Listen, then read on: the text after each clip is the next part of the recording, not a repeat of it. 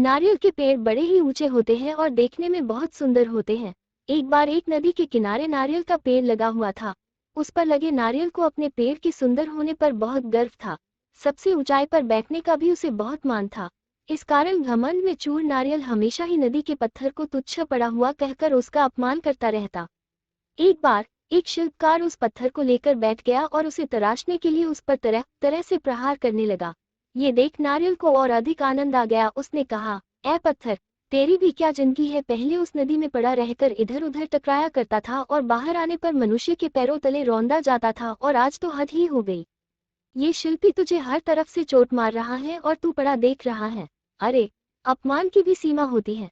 कैसी तुच्छ जिंदगी जी रहा है। मुझे देख कितने शान से इस ऊंचे वृक्ष पर बैठता हूँ। पत्थर ने उसकी बातों पर ध्यान ही नहीं दिया। नारियल रोज इसी तरह पत्थर को अपमानित करता रहता। कुछ दिनों बाद उस शिल्पकार ने पत्थर को तराशकर शालिग्राम बनाए और पूर्ण आदर के साथ उनकी स्थापना मंदिर में की गई। पूजा के लिए नारियल को पत्थर के बने उन शालिग्राम के चरणों में चढ़ाया गया। इस पर पत्थर ने नारियल से बोला, नारियल भाई, कष्ट सहकर मुझे जो जीवन मिला उसे ईश्वर की प्रतिमा का मान मिला। मैं आज तराशने पर ईश्वर के समतुल्य माना गया। जो सदैव अपने कर्म करते हैं वे आदर के पात्र बनते हैं, लेकिन जो अहंकार घमंड का भार लिए घूमते हैं वो नीचे आ गिरते हैं।